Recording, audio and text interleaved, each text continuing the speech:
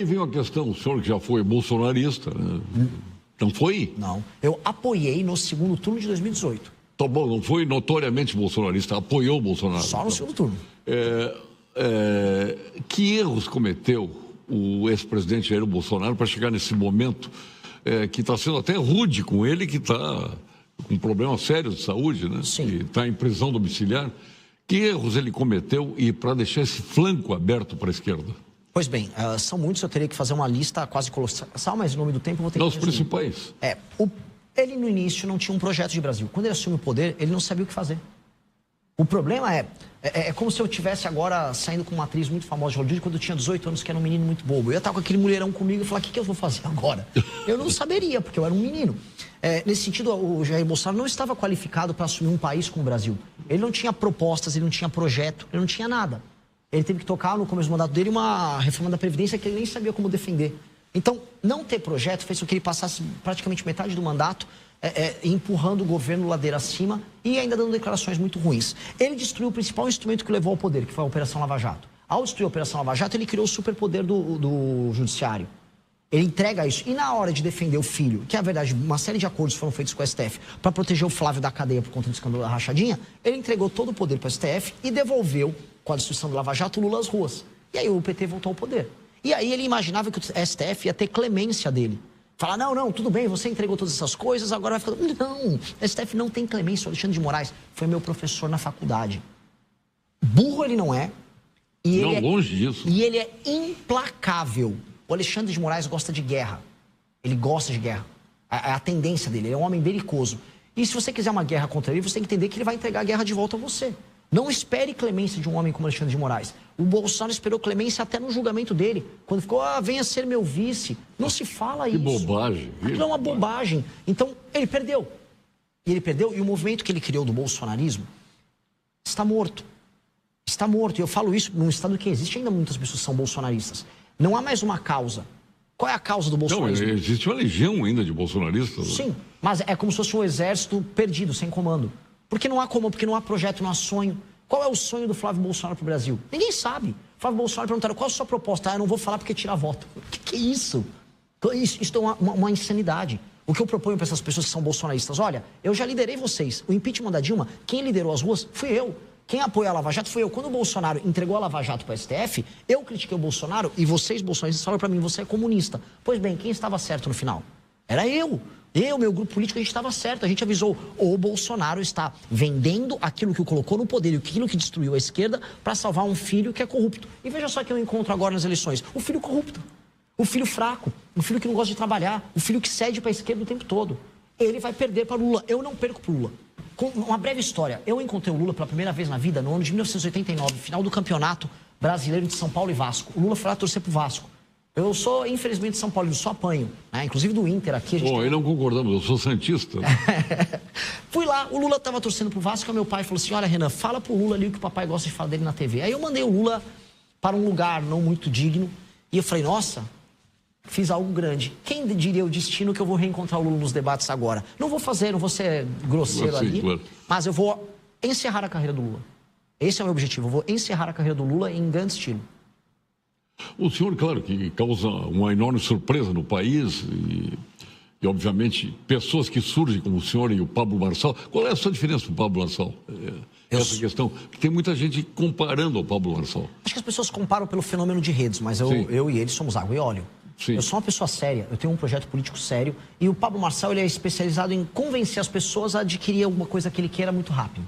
Eu falo para as pessoas que as coisas serão difíceis, não que as coisas serão fáceis. O Pablo Marçal, ele pilotava carro de Fórmula 1 melhor que o Ayrton Senna, ele lutou contra um tubarão e matou um tubarão. Ele inventa umas histórias, assim, que não tem nenhum sentido. Eu aviso para as pessoas, eu vou precisar fazer reformas muito difíceis econômicas e vai ser difícil por pelo menos um ano. Eu aviso as pessoas, olha, não será fácil destruir o crime organizado como eles estão vendendo. Eu aviso para as pessoas, olha, eu vou precisar desenvolver a região Nordeste, tá? E eu vou ter que destruir as oligarquias locais. Eu aviso para as pessoas que as reformas que nós faremos são reformas impopulares. Eu não estou aqui a fim de fazer amigo, eu estou a fim de resolver problema. E o problema dos políticos brasileiros... Uma boa escola para o senhor é o Milei, na Argentina? Exatamente porque o Milei, ele cometeu uma coisa que chama de sincericídio. E o que é o sincericídio? Ele chegou para o eleitor argentino, que está acostumado com populismo... Só que sincericídio mata quem exerce. né? Não foi o caso do Milei, ele foi vitorioso. Sim. Sendo sincero, ele se tornou vitorioso. Exato. E você pega um táxi em Buenos Aires e as pessoas estão lá, especialmente no ano passado, no começo eu fui lá, o taxista sofrendo, mas ele falou, mas ele avisou, o louco avisou, que nós passaríamos por um período difícil por um tempo, mas depois ia melhorar. E agora está melhorando.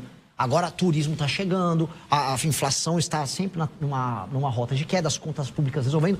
Receberam investimentos bilionários para um data center ali. Está voltando a ter um surto de industrialização em alguns setores. Eu estou vendo aqui o Peter Thiel, que é o empresário de venture capital mais importante do mundo, se instalando, se mudando para Buenos Aires. O clima mudou. Então, qual é o recado que o Milei passou para a população? Não será fácil. E a população não é idiota. A aliança dele com o Trump, talvez possa ser, o senhor sendo eleito, a mesma aliança que pode se estabelecer no Brasil? Eu estive na Casa Branca nesse ano. Não conversei com o Trump, no caso, mas eu conversei com pessoas do governo dele. Naturalmente, ele tem uma amizade com os Bolsonaro. E eles sabem o que eu penso. O que eu quero dos Estados Unidos é o seguinte. Eu quero que eles ajudem na questão das terras raras. O Brasil até a cadeia das terras raras aqui.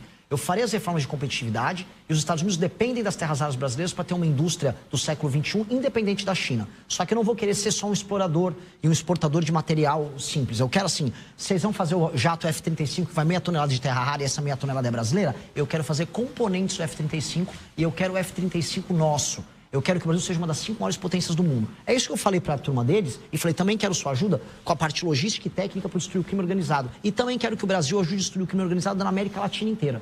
Eu quero o Brasil sendo tratado como potência, não como caudatário. E eles sonham com isso. Então dá para ter uma nova postura com eles. O Bolsonaro calcou muito a questão das riquezas brasileiras em cima do nióbio. Subiu a presidência e simplesmente passou 4 anos e acabou o nióbio. Não falou mais em nióbio. Exato. Porque o Bolsonaro carece de imaginação e de projeto. O Bolsonaro ele tinha chavões. Ah, eu vou acabar com a vagabundagem. Tá, mas o que tem para depois do chavão? Tipo Collor, né? Exato. Vou caçar marajá. Não caçou nenhum marajá. Que foi do Lula agora a picanha e a cerveja. É sempre um chavão jogado no ar e o chavão não vem com projeto. Problema nenhum com o chavão. O pessoal criou um slogan meio que de maneira independente, lá chama Prendeu, Matou. Sobre trazer a política de El Salvador. Só que assim, é direito penal do inimigo, a gente tem todos os projetos de lei, livros publicados. Eu tenho 6 livros publicados nossos, chama Livro Amarelo. Até por isso estamos de amarelo aqui. Não entregou para o Marçal vender os seus livros? Ele vai vender. Ele é um grande vendedor, né? É um grande vendedor, mas só vende porcaria, né? Porque se ele vê um produto bom, ele tira isso daqui. Então, é boa. Não sei. Mas eu acho que a comparação sua com o Milei, né, eu acho que para quem pensa uma nação, quem pensa um processo de desenvolvimento econômico para um país, como ele pensou na Argentina, e se o senhor pensa assim, eu acho que tem condições de, até usando o exemplo dele, de trazer isso para o Brasil e ter sucesso. E ele criou um instrumento muito simples, que foi a motosserra.